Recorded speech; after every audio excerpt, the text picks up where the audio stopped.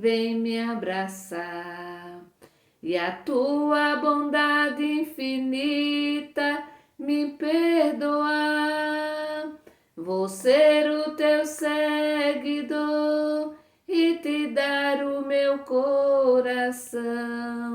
Eu quero sentir o calor de tuas mãos. Eu quero sentir o calor de tuas mãos, Senhor. Gratidão a Deus, porque nós estamos aqui vivos para celebrar a sua palavra, para escutar a sua palavra. Queremos neste momento nos unir à família da Gabriela Novaes Silva, uma jovem que faleceu na sexta-feira e que nesse momento com certeza já se encontra nos braços do Pai. E vamos rezar também pelos seus familiares, né? Pela mãe, pelo pai, pelos irmãos, enfim, pelos seus familiares e amigos. Queremos nesse momento também rezar, nos unir com todas as comunidades que celebram, né? Que nesse dia de hoje se reúnem para celebrar a palavra, a Eucaristia. Também vamos rezar pelos nossos familiares. Em nome do Pai, do Filho e do Espírito Santo. Amém. Vamos refletir o Evangelho da liturgia deste domingo, 10º domingo do tempo comum. Está em Mateus, capítulo 9, do versículo 9 ao 13. Ouvi, irmão e irmã, a palavra do Santo Evangelho escrito por Mateus. Glória a vós, Senhor. Saindo daí, Jesus viu um homem chamado Mateus, sentado na coletoria de impostos, e lhe disse: siga-me. Ele se levantou e seguiu a Jesus. Estando Jesus à mesa em casa de Mateus, muitos cobradores de impostos e pecadores foram e sentaram-se à mesa com Jesus e seus discípulos. Alguns fariseus viram isso e perguntaram aos discípulos: por que o mestre de vocês come com os cobradores de impostos e os pecadores? Jesus ouviu a pergunta e respondeu: as pessoas que têm saúde não precisam de médico, mas só as que estão doentes. Aprendam, pois, o que significa: eu quero a misericórdia e não o sacrifício, porque eu não vim para chamar justos, e sim pecadores. Eu não vim para chamar justos, e sim pecadores. Palavra da salvação, glória a vós, Senhor. Muito bem, Jesus vai passando e dali ele encontra Mateus. Mateus está trabalhando, ele é um cobrador de imposto, portanto, alguém odiado pela cidade inteira. Alguém impuro, um pecador público. Alguém que se tocasse, conforme a lei da época, se tocasse ficaria impuro. E aí Jesus vai chamar Mateus para fazer parte do seu grupo. Jesus simplesmente olha para Mateus e diz: siga-me. O Evangelho diz que ele se levantou e seguiu Jesus. E depois Jesus vai à casa de Mateus, senta à mesa, não só com Mateus, mas com os outros cobradores de impostos e muitos pecadores. E aí é claro, né? É claro que os fariseus ficam incomodados, né? Ficam muito incomodados e não têm coragem de fazer a pergunta para Jesus, mas vai fazer a pergunta para os discípulos de Jesus. E aí eles dizem, aí eles dizem, né? Alguns fariseus vai dizer: Por que que o mestre de vocês come com os cobradores de impostos e com os pecadores? E daí Jesus é que responde. Jesus nem espera os discípulos responderem, né? Ele mesmo vai responder. As pessoas que têm saúde não precisam de médico, mas só as que estão doentes. Meu irmão e minha irmã, nunca devemos julgar. Até porque o julgamento, ele não pertence a nós, mas a Deus. Quando eu julgo alguém, eu estou pecando porque eu estou tomando o lugar de Deus. E eu não posso julgar porque eu não conheço o outro. Eu não conheço o coração, eu não conheço o que está no interior da pessoa. Portanto, não devemos julgar os outros. Sobretudo, julgar os outros pelas aparências, pelo tipo de trabalho que o outro exerce. Não devo julgar o outro pelos lugares que os outros, né, que a outra pessoa frequenta.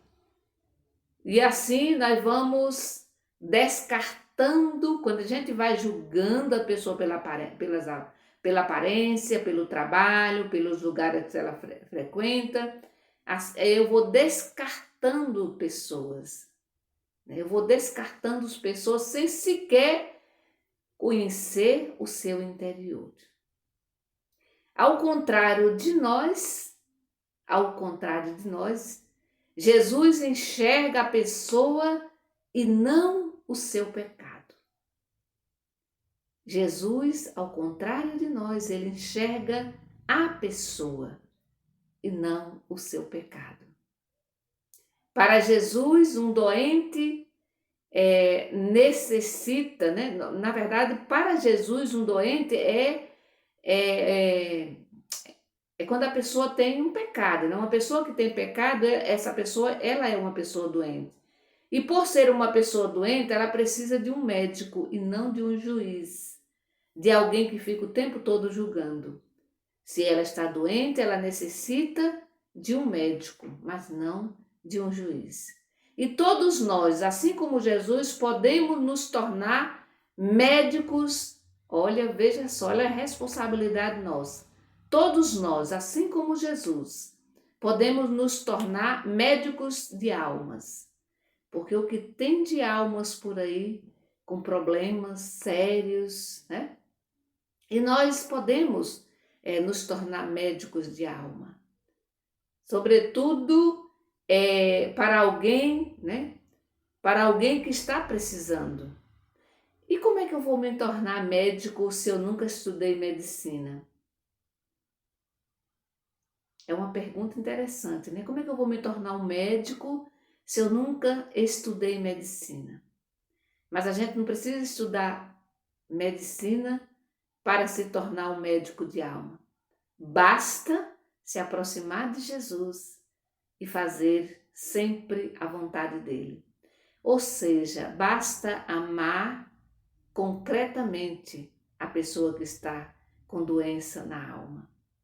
Pois o amor, como nós sabemos, cura. O amor, ele é curativo. O amor restaura. O amor salva o que parece perdido. O amor, ele cura, ele restaura tudo aquilo que parece perdido. Nós nos enganamos quando pensamos, né, que Jesus só chama os que são vistos como justos. Veja só, às vezes nós temos essa convicção, essa impressão de que Jesus só chama pessoas que são vistas, entre aspas, como justas. Os que já estão no caminho, os que já estão aqui, podemos traduzir para hoje, os que já estão na igreja. Esses são os privilegiados, esses são os chamados, né?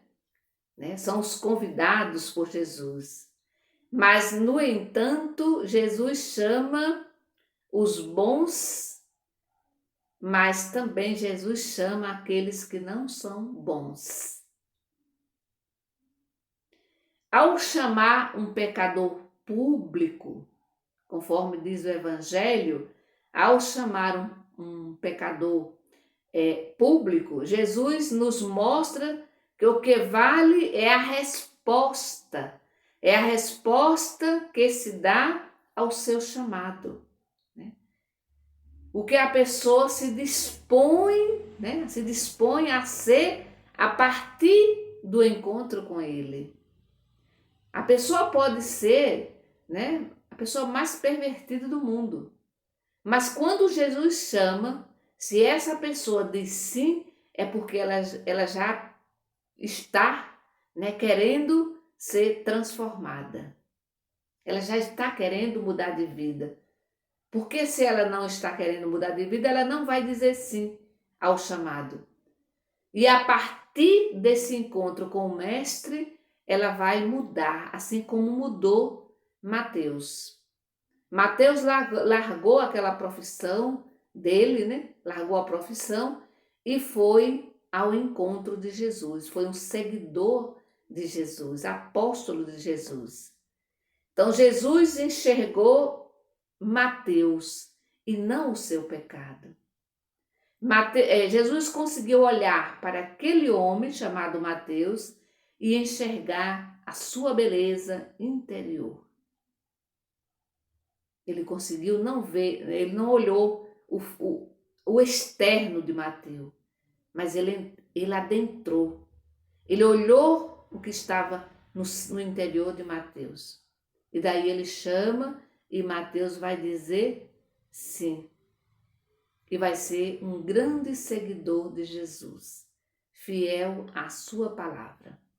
Por isso, meu irmão e minha irmã, mais uma vez eu digo, nunca devemos julgar os outros pelas aparências, pelo trabalho ou pelo lugar, né, que ele frequenta.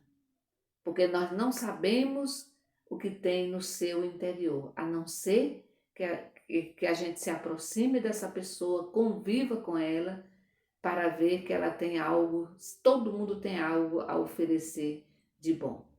Que o Senhor, nesse dia de hoje, nos ajude, né? Nos ajude, sobretudo, a nos aproximar das pessoas que a gente olha de longe e começa logo julgando, né? Então, que Ele nos ajude, primeiro, a nos aproximar, depois, amá-lo. Se eu amo essa pessoa, né? Amá-la, né? Se eu amo, eu com certeza eu vou poder curar, eu vou poder ajudar na cura, eu vou poder restaurar essa pessoa, eu vou poder ajudar essa pessoa a mudar de vida, né? A se transformar. Então, que o Senhor Jesus, nesse dia de hoje, que Ele nos conceda essa graça. A graça da aproximação e do toque, né? Do olhar amoroso. Eu acredito que Mateus sentiu profundamente o olhar de Jesus. Aquele olhar sem julgamento. Um olhar de amor. Então que a gente possa, nesse dia de hoje, olhar para todo mundo com amor, sem julgamento. Que o Senhor nos abençoe. Em nome do Pai, do Filho e do Espírito Santo. Amém. Bendigamos ao Senhor e demos graças a Deus.